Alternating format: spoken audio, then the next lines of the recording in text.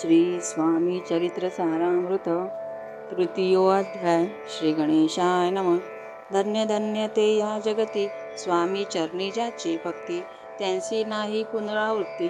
पद पावती कैवल्य कथा त्याही कथा सुंदर, स्वामीने निवेदिले स्वचरित्र आणि बाबा दिगंबर त्यांचे वृत्त निवेदिले. निर्विकार स्वामी मूर्ती लोका चमत्कार दावती, काही वर्ष करुणी वस्ती मंगळ वेडे सोडिले. मोहळा माझी वास्तव करीत आप्पा टोळ झाले भक्त, तेथीचे साकल्य वृत्त अल्पमती के विवर्णू.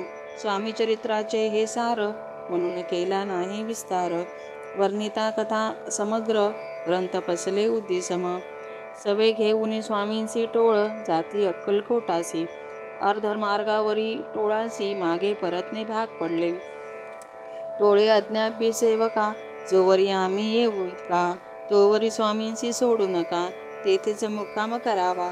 टोळे गेली या परतोनी स्वामी निघाले उठोनी, बहुत वर्णिले सेवकाने परिणच मानिले त्या. तेथून निघाले अक्कलकोटाप्रती, आले ग्रामद्वारी बैसले.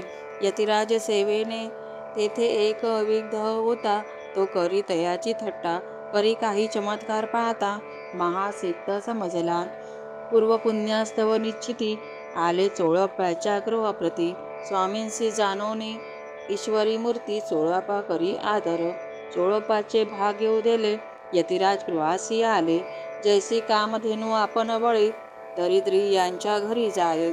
पूर्वपुण्य होते गाठी म्हणून घडल्या या गोष्टी, झाली स्वामीराज भेटी परमभाग्य तयाचे. धन्य धन्य तयाचे सदन, जे स्वामींचे वास्तव्य स्थापन. सुरवरावर जे दुर्लभ चरण, तयाच्या घरीचा लागले. योगाभ्यासी योग साधिलिती, तडी तापट्टी मार्गी श्रीमंती. निराहार किती करचा हाती, मौन धरिती किती एक. एका चरणी उभे राहून सदा विलोन किती गगन.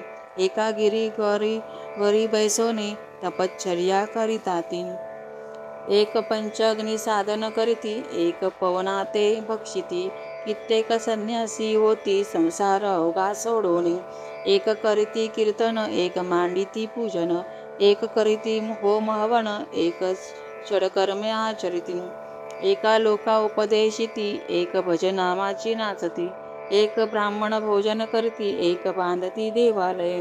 परिजयाचे चरण दुर्लभ, सद्भक्ती वाचवण. केली यांची नाना साधन, भावाविन सर्व व्यर्थ. योगायोगाधिक काही चोळप्पाने केले नाही. परिभक्तिस्तव पाही स्वामी आले सदनाते. तयाचे देखोनी या भक्ती, स्वामी तेथे भोजन करीती. तेव्हा चोळप्पाचे चित्ती आनंद झाला बहुसाळ. तैपासून तयाच्या घरी राहिले स्वामी अवतारी. दिवसेंदिवस करीती चोळप्पा करी अधिकाधिक. तेव्हा राजाधिपदाधिकारी मालोजी गादीवरी दक्ष. असोनी कारभार परमज्ञानी, असती जे अक्कलकोटाची प्रख्याती. तेव्हा काही विशेष नव्हती, परी तयाचे भाग्य निश्चिती. स्वामी चरणी उदले तैपासून जगात तया नगराचे नाव गाजत. अप्रसिद्ध ते प्रख्यात किती एक झाले. चोळप्पाचे गृहाप्रती आले कौनी एक यती. लोका चमत्कार दाविती, गावात मात पसरली आपली वावी प्रख्याती. ऐसे नाही त्यांच्याचे चित्ती, म्हणून या स्वामीराज यती. बहुधा न जाणती फिरावया, लोका माझी पसरली मात. नुपांसी गळला वृत्तांत, आणि आपुल्या नगरात यती विख्यात पातले. राहती चोळप्पाच्या घरी, दर्शना जाती नर नारी. असती केवळ अवतारी, लीला जयांची विचित्र. वार्ता ऐसी ऐकुनी राव, बोलला काय वाणी. गावात यती येऊने फार दिवस झाले, परी आम्हा श्रुत पाही आजवरी झाले नाही. आता जाऊनी लवलाही, भेटू तया यतीवर्या. परी ते केवळ अंतर्ज्ञानी, ऐसी वार्ता ऐकिली काणी. ते सत्य तरी येऊनी आताच येती दर्शना. राव मुखातून वाणी निघाली, तोची यती मूर्ती पुढे ठेली. सकळ सभा चकित झाली, मती गुंफली रायाची. सिंहासना खाली उतरोन राव घाली लोटांगण. प्रेमाश्रुने भरले नयन, कंठ झाला सदंतित.